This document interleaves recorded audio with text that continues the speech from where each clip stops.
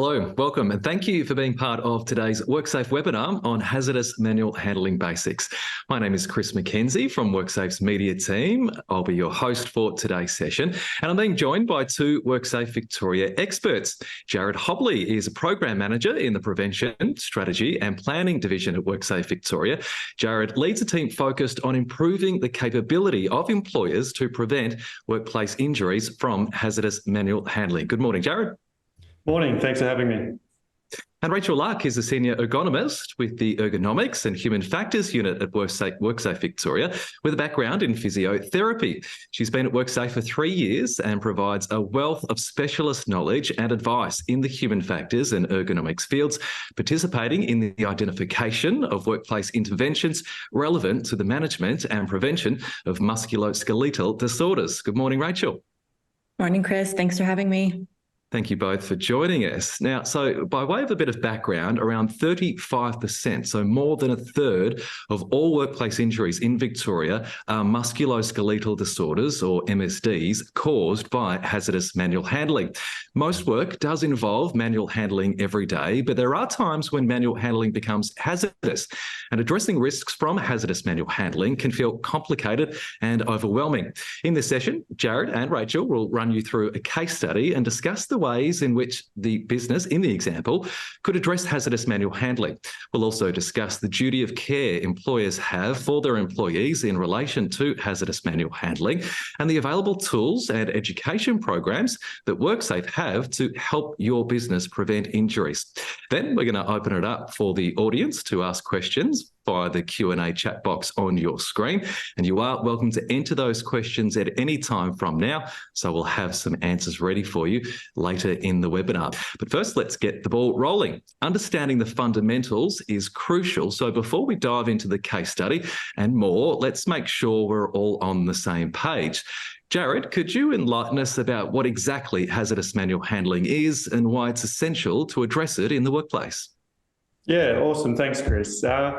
So manual handling occurs across all industries, from carrying a laptop to a meeting, from pushing a wheelchair to cleaning up a classroom at the end of the day of teaching. Majority of Victorian workers have manual handling as just part of their work daily.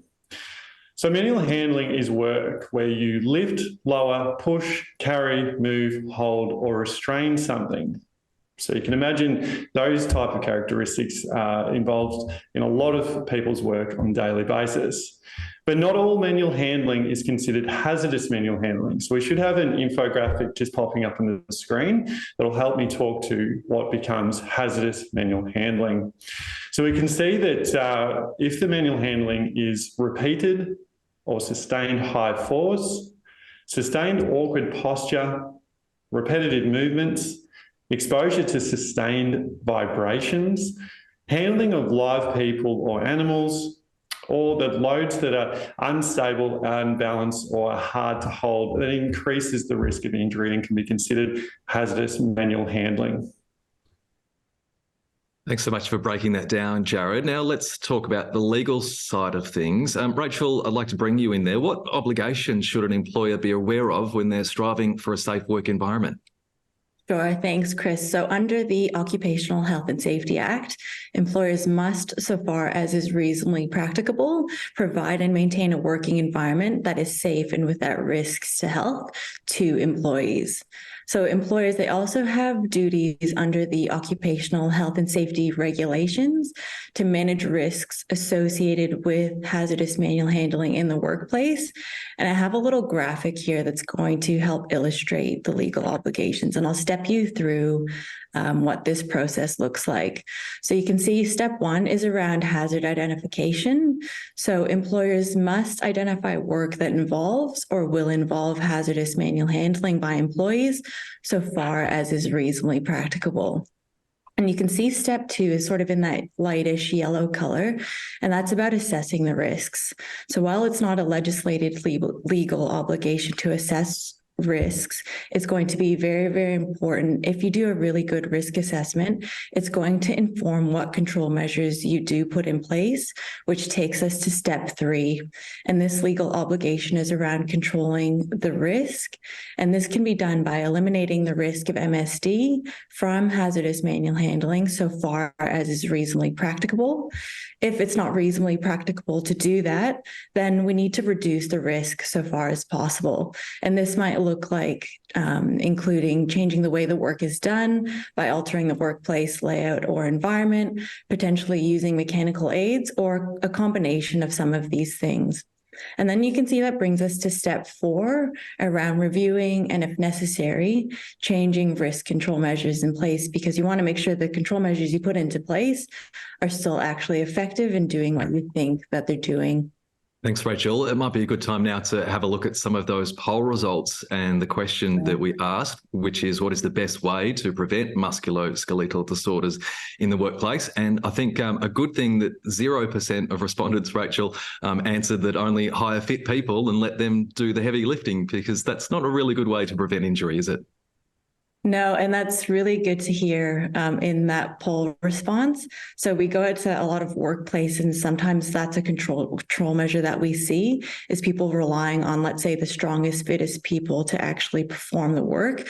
But in my mind, that sets off a lot of red flags about how the work is actually designed.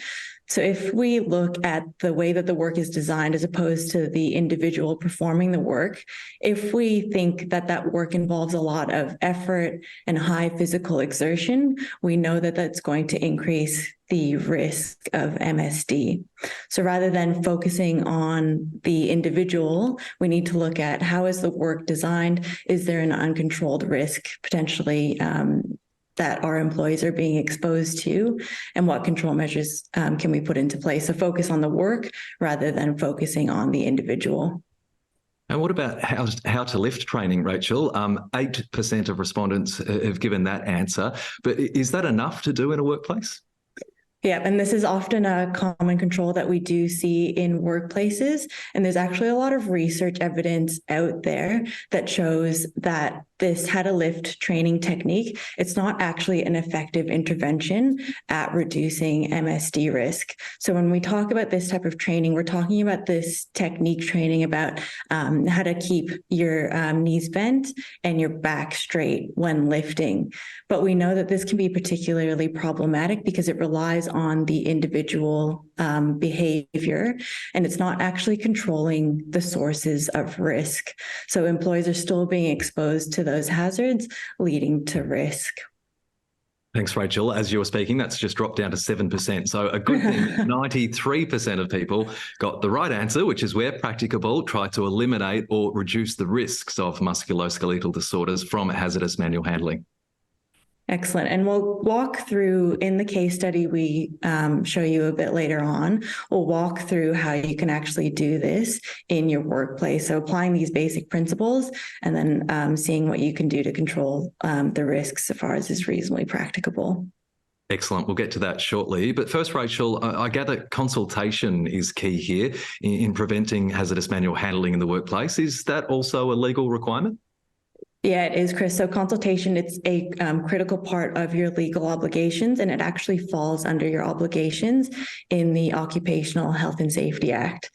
So employers must consult with employees who are likely to be affected by changes. And so it needs to occur at every step. If you think back to that graphic that was shown with the 4 steps of the risk management process, consultation needs to be done with employees at each of those steps. So if you can get employees involved from the very beginning, right throughout that process of resolving the issue, then you'll be in good standing for trying to resolve the problem. Excellent. And I think you've got a case study, Rachel. Probably a good time now to run us through a case study that kind of helps illustrate the effects of hazardous manual handling and the ways to reduce the risks associated with it. Yes, I have brought a case study for you today, and I wanted to bring you to a workplace that hopefully many of you in the webinar are familiar with and have been to this workplace before. So I'm actually going to bring you to a hairdressing salon, and you might already start to picture some of the risks that employees might encounter in this particular work environment. So let's say for the sake of this example, we have a salon owner and we'll call her Michelle. So she's noticed that some of her taller stylists in particular are experiencing lower back pain because they're standing and slouching all day. And you can see these graphics here on the screen. And this isn't a picture of the actual workplace, but just to give you an idea around some of the postures that employees are adopting. And at the moment, the chairs in the workplace, they're not height adjustable, so they're quite low to the ground. And so you can imagine that you can see some of the postures that employees are adopting, and they would be adopting these postures for a long period of time. So Michelle thinks, well, I think my employees might be experiencing or conducting work that involves hazardous manual handling. And you can imagine some of the repetitive movements involved in the work, as well as holding these awkward postures. So to begin to address this, our salon owner needs to follow those 4 key steps that we identified earlier in that risk management process. So looking to identify hazardous manual handling, assessing the risks of MSD associated with hazardous manual handling, controlling those risks, and then reviewing and, if necessary, changing those risk control measures. And it's important to note that this isn't a one-off process. You do the 4 steps and then you're done and dusted. So this is something that's an ongoing process, and we need to just keep that in the back of our mind. So if we kick off that risk management process and we start at step 1, let's look at how does Michelle identify hazardous manual handling occurring in her workplace. So WorkSafe, they have a range of tools on the website, and one of the tools the salon owner chooses to use is the hazardous manual handling identification tool, as well as the pain and discomfort survey. So you should see those links hopefully appear in the chat for you. And this is a really good opportunity and tool to kick off that consultation piece with employees. Let's have that conversation. Are you experiencing any pain and discomfort? Do you think it's caused by certain tasks that you're doing throughout the day? And potentially, what do you think that we can do to change as a result to try and reduce the pain and discomfort that employees are feeling in the task? So what Michelle does is, as we mentioned earlier, consultation is part of those legal requirements. So what the salon owner decides to do is she starts to do a daily huddle with her team members before the start of each shift, before the salon actually opens. So she decides to put health and safety on the agenda as a topic that employees can raise. And she really encourages employees to speak up and provide that safe environment for them to do so. That's great, Rachel. A really good case study. And what did Michelle discover were the causes of those identified issues that you spoke about? Sure. So from her investigations, she identifies a few areas that are of particular concern. So we know if we think back to that first graphic that we saw with employees bent over in sort of that hunched, awkward posture, she identifies that these employees, they're forced into these awkward postures as they cut hair. And you can imagine with myself, for instance, who has quite long hair, they might actually be bent in those awkward postures for a really long period of time. She also does an observation of the workplace layout to see if potentially is there anything in the environment that could be contributing to the postures that employees are experiencing. So if you have been to the hair salon before, and let's say you get a wash, so sometimes what the hairstylist will do, they'll take you over to a wash basin and then have you leaning back, and they'll rinse your hair. So what Michelle observes is that these wash basins, they're actually attached to the wall. So she notices that her employees can't actually move themselves behind the wash basin. So they need to adopt these really sort of awkward, twisted postures because they need to stand side on of the basin as they wash the client's hair. And if you remember, we said, Michelle, she starts to have that conversation with employees at the beginning of the shift and during this morning huddle to see if staff identify any areas of concern or just what they're experiencing throughout the day and what potentially can be changed. And as a result of this morning huddle, staff actually bring up that they're finding a lot of increase in walk-in clients coming through the salon. And this means at the moment, the walk-in clients, they're having to be squeezed infused into the schedule between those appointment-only clients. And what this means is the schedule is filling up quite substantially. So you can imagine that clients are now being booked back to back to back. So staff aren't actually getting their adequate breaks. They're not getting that time for adequate rest and recovery. And they're also feeling the time pressures as a result of this. So Rachel, how did Michelle go about addressing those issues? Yep. So Michelle, she walks through the hierarchy of control. And if you remember to that third step of the legal obligations, it was around controlling risk of MSD. And so to do this, we need to use the hierarchy of control. And you can see this diagram or this illustration here on the screen. So we need to look at what can we put into place that offers the highest level of protection and highest level of reliability, and start from there and then work our way down. So if we look at the top of that illustration, we can do this by eliminating the risk so far as is reasonably practicable. And sometimes we can't actually do this. So if that can't be done, then can we reduce the risk? And you can see there's different dot points on the screen as to how we can try and do that. So can we change things about the workplace layout? Can we change things about the workplace environment? Can we change how the work is potentially organized, or the different tasks used, the different objects used in the task? Can we use different mechanical aids, or can we use a combination of some of these things? So we often wish, there's a silver bullet fix for fixing these particular issues, but often it's going to result in a combination of some of these things that's going to be the most effective. And then you can see that bottom tier, that bottom level, it's around that provision of information, instruction, and training. And if you think back to that poll too, we don't want to be implementing and relying on just information, instruction, and training as a control measure. So it's a really good thing if you're going to provide information, instruction, and training, it should support those things that you're implementing to reduce the risk. So do employees, for instance, have training in how to use mechanical aids? Do they have training in actually using the tools and equipment? Are they trained in how to report a maintenance issue? So often, if someone's provided a piece of equipment to be used, is it a maintenance issue as to why potentially they're not actually using that equipment? So these are some of the things we want to include in the training, rather than just relying on that technique training that we spoke about earlier. So Michelle, she uses this hierarchy of control, and she decides to implement some practical solutions.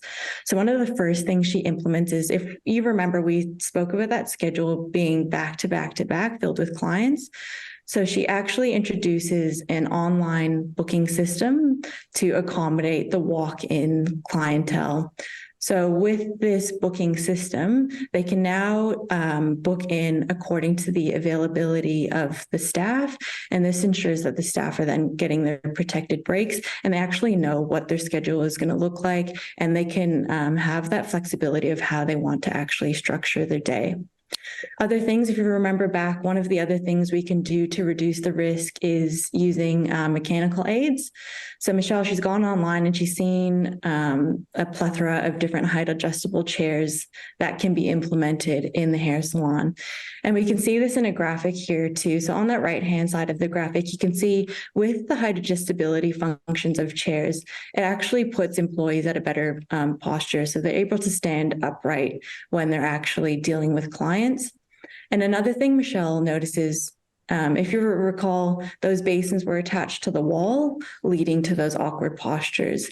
But now she's actually been able to change the layout. So those basins are moved, and you can see that the staff can actually stand behind the basins. So they're no longer required to stand in those awkward postures and twisted for a lot of the time. Some great proactive steps there, Rachel, but it doesn't end there, does it? No, it doesn't. So we know that health and safety, it requires that regular review and, if necessary, revision. So as I said before, you want to make sure those things that you put into place are actually still doing what you think they're doing, because we know that workplaces, they're not a static thing. So things are constantly changing. So we want to make sure that our controls are still actually effective in reducing the risk. So feedback is a really good way of, speaking to employees and actually getting an understanding if these risk controls are working. Are they actually finding a difference in the way that they complete the work? Are they finding more challenges, or what's actually working well now? So getting that continuous feedback is a really good opportunity to see if those control measures are working. Michelle also, she continues her daily huddles. So health and safety is constantly on the agenda, and staff, again, feel safe to bring up some of those issues or concerns that they have, if they have any, to Michelle, to see if any further changes can be made.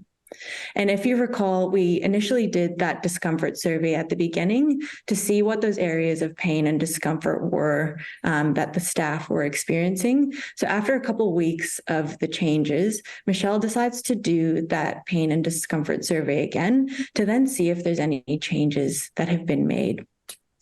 So staff actually report less pain and discomfort, and they attribute this to the changes in the workplace. So the changes to the equipment, the changes to the layout, the changes to the scheduling. So she continues to review what's working and continually observes the work that her employees are undertaking to keep monitoring some of those changes in the workplace. So she has health and safety in the forefront of her mind. Right. Thank you, Rachel. That's a great case study that I'm sure we can all relate to. So, Jared, coming back to you now, I'm hearing that prevention is crucial here. Can you shed some light on why acting early to prevent injuries from hazardous manual handling is so important? Yeah, I can. And acting early, it really is paramount. It allows an intervention before the minor issues escalate into significant injuries. It's important to focus on the work characteristics and don't just replace the worker. In that sense, you're just exposing more workers to the same hazards. So once we go through and look at redesigning the work to eliminate or reduce those risks to MSDs, we'll have significant improvements for all workers. And it really will help the characteristics and move through just reducing or eliminating those risks. And it's a really important thing to focus on. So the key there just being, don't just replace the worker, review the characteristics. So regardless of age, gender, work history, as we touched on earlier in our poll, physical attributes and lifestyle, all workers can be affected by the characteristics of hazardous manual handling. They just simply don't discriminate these injuries. So if we go back and have a look in the case of Michelle, she acted quickly when she observed that some of her staff were experiencing pain and discomfort. And the message being that you don't need to wait for a claim to act. Thanks, Jared. And it's clear that the impact of hazardous manual handling goes well beyond just the individual. How is it affecting businesses and communities as well? Yeah, it's a really good question, Chris. Because we're focusing then on the business, how that can be affected, but also the personal life of the employees. So MSDs don't just affect the employee while they're at work, they obviously take those home with them. So if we look at the business aspect first, we can see that in the case of Michelle, she's observed her staff experiencing pain and discomfort. If that resulted in a back injury, then Michelle's staff may need to take some time away from work. That would obviously have a reduced amount of clients that business could take on during that time that staff member is away. We look at then a reduction in productivity and revenue coming into that business. So a significant impact on the business itself. Now, if we focus on the employee, that employee also carries that injury outside of work. It can have significant impact on their social and personal life. So that employee might struggle with things in her personal life, like they might not be able to drive to a dinner. They start to have a diminished social life. They might not be able to get on that flight to Bali because it's just too far. So we see those aspects in the person's social life starting to pull back, and it just has a real effect on their mental well-being and the sense of connectedness. And yeah, the mental impact is quite large. So, Jared, speaking of solutions, what is WorkSafe Victoria doing to help tackle this issue? Yeah, it's indeed a really significant issue. And Rachel highlighted earlier some of the tools that we have available, including the pain and discomfort survey, the risk identification tool, as well as the the risk and control measures tools that we have as well. So I believe we have a link to those within the chats. Now, we've also developed our new manual handling basics program, and we also have, and yes, you'll see just a link to that has popped up on the screen. And we also have the OHS Essentials program. They're really terrific programs, and what they're aimed at doing is helping employees to understand their OH&S obligations and improve their risk management practices. Thanks, Jared. I've heard about the OH&S Essentials program before, but the Manual Handling Basics program seems like it's a new one. Yeah, the Manual Handling Basics program is a new education program. What it's designed to do is help employers understand hazards in manual handling, hazardous manual handling, and the causes that then link to MSDs. Understand their OH&S obligations, and implement risk management approaches to control risks associated with hazardous manual handling. So it is obviously an online 3.5-hour educational session. It's available to small and medium-sized businesses, 1 to 199 employees, and it's free. I'm not sure if I mentioned that earlier. It's a free session, and it comprises it comprises of 3.5 hours, but we have follow-up measures post that actually assist again. So we'll follow up 1 and 6 months after that manual handling basics session and connect you with further support if it's required. So it's an ongoing support measure. And it also links to another program we have, which is the Ask an Ergo sessions, the Q&A sessions. So you can search for those ones as well. Excellent. Thanks, Jared. As you mentioned, if you're interested in the program, there is a link in the chat on your screen that came up there on the screen as well. So you can go to the website and register. We do have plenty of sessions available. And as Jared mentioned there, Rachel, there is plenty of WorkSafe support as well after the program. So what does that look like after an employer has gone through this program?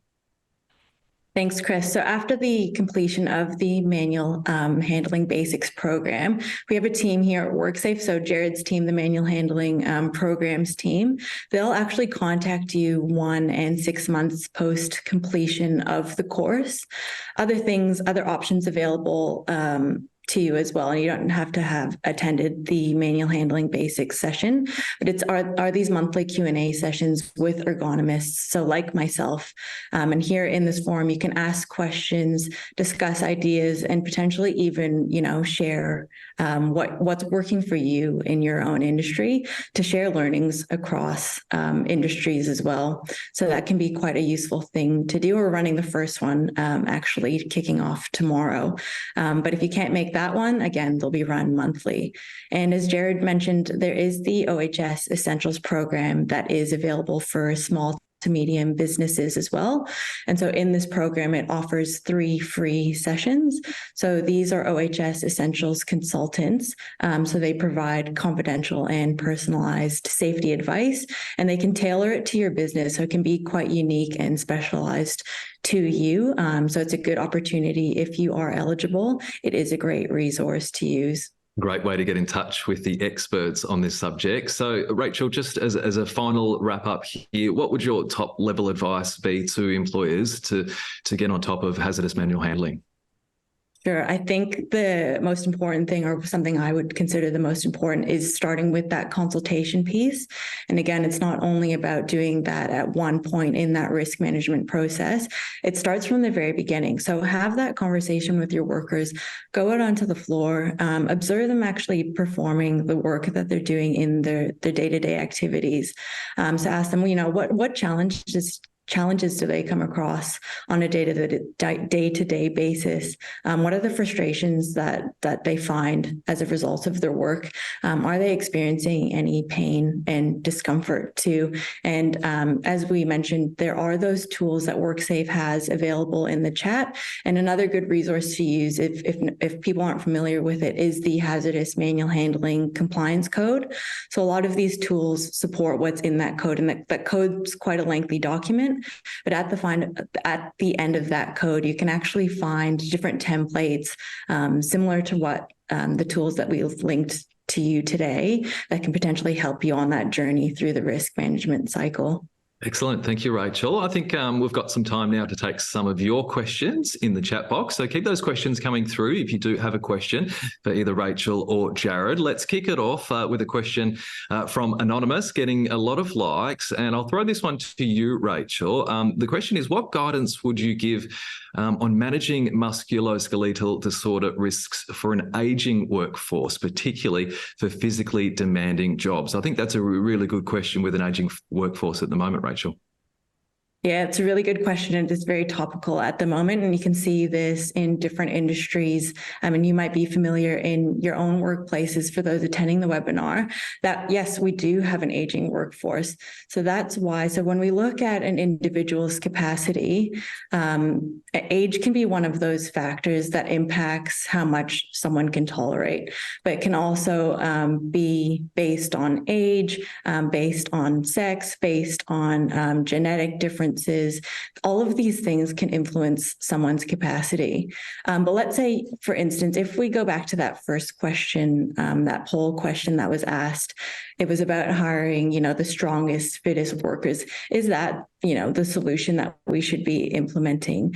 But with that, individuals' capacities can actually change as well. So if you think, depending on the amount of rest, depending on the amount of sleep that you get, if you're under chronic stress, all of these things can actually change someone's capacity. So depending on the day, what I might be able to safely, quote unquote, lift one day might look very different to another day.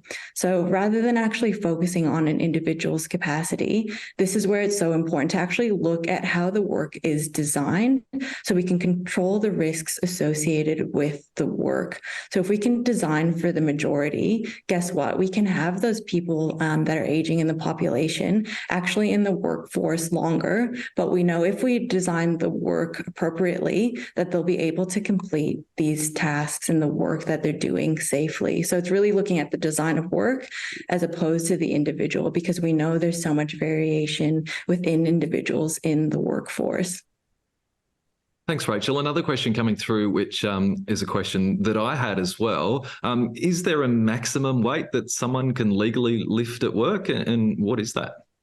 I absolutely love this question, and we get this question so often, and it is a good question to ask. So I'm going to give maybe a frustrating answer, or some would find frustrating. But if you look in any WorkSafe guidance material, any of the legal obligations, there is no maximum safe weight limit that we can set at for people to quote unquote lift safely. And there's many reasons for this, and I'll talk to you about all the different variables involved. So when we're looking at assessing the risk, we sort of break it down into different, aspects. So can we look at aspects of the work being done? So for instance, how long do employees complete the work for? How often are they doing it?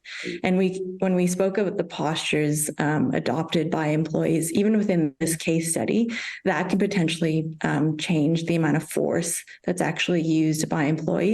So if you can imagine, and we lift things every day. So imagine lifting something quite close to your body, and that might be quite light in weight, but we need to consider the force on our joints as well. And this can change depending on the posture. So if you hold something close to your body, it takes a lot less effort and less force than, let's say, holding something quite far away from your body, because your muscles are going to have to work a lot harder to actually hold that load. We can also consider the speed of movement. That can be particularly problematic depending on the muscle groups that are used. How is the work designed? So do we face those time pressures as well? So looking at those organizational factors. Other things we consider, so is the environment impacting on the amount of force that my employees are having to lift or involved in the manual handling work? So let's look at the size, the layout of the environment. You can picture even flooring could potentially have an impact. So if you're pushing something on a level floor, it's going to take a lot less effort than you can imagine pushing something up an incline, for instance. Other variables to consider are the actual shape and size of the thing that you're lifting.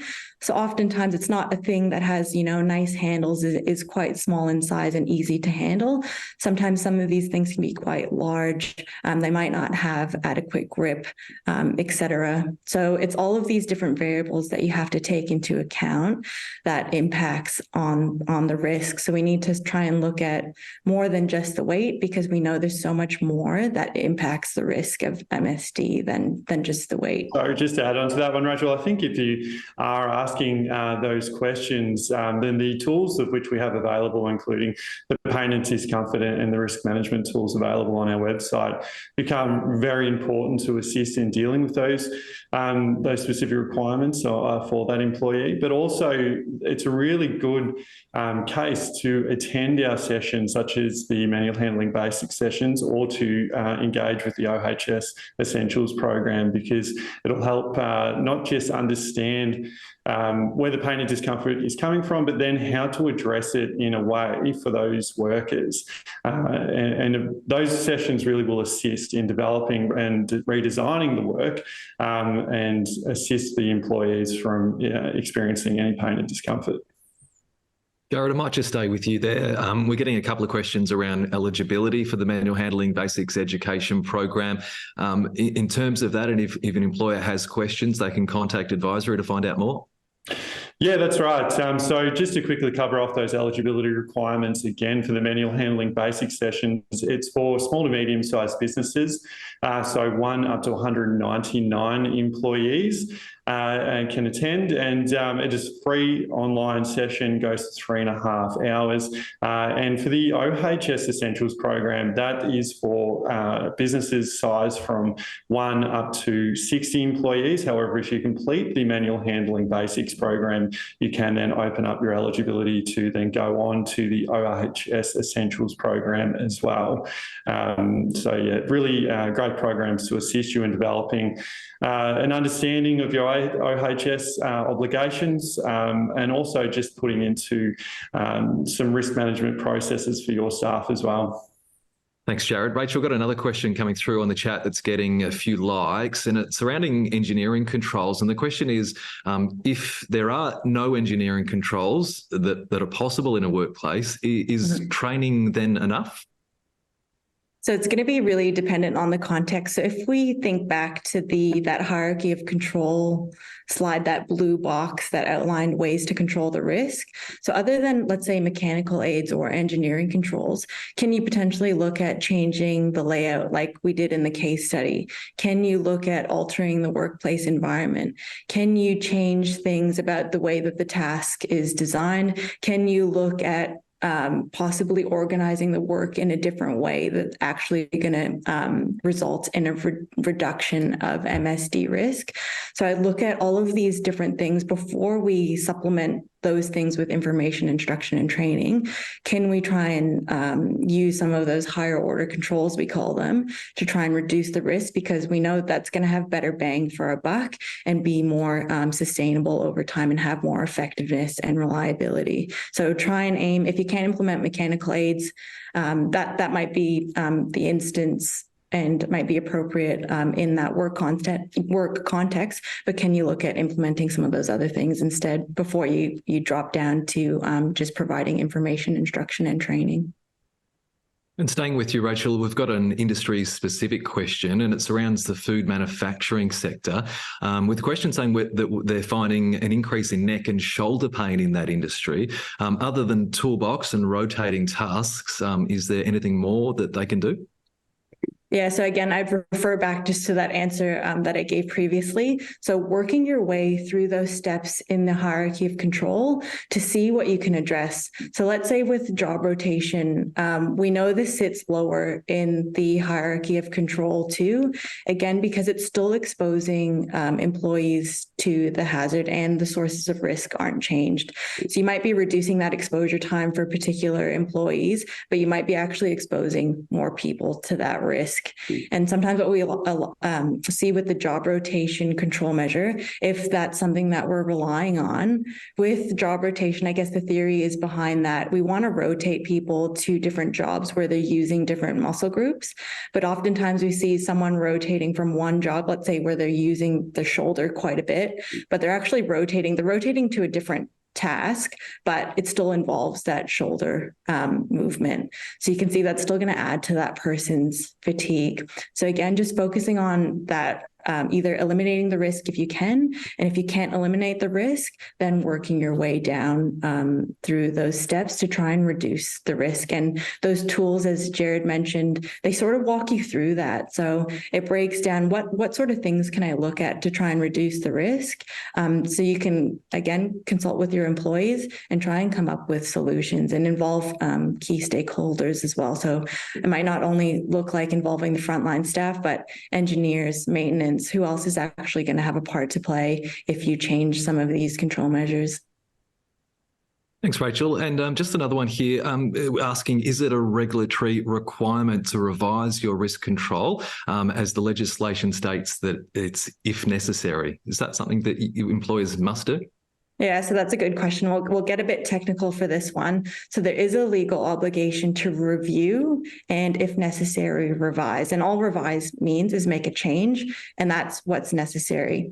So there's certain, I guess, criteria where you must do a review of risk control measures. And this includes things like if you're planning on making alterations to how the work is done, if you've obtained some new information.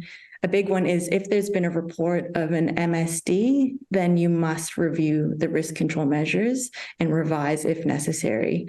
Other options are if a health and safety rep requests a review, then that review must be undertaken as well. And I'm sure I'm forgetting another one, but if you look under the legislation, it actually steps you through when a review must be completed. So the changes is if necessary, but that review must be completed under those certain conditions.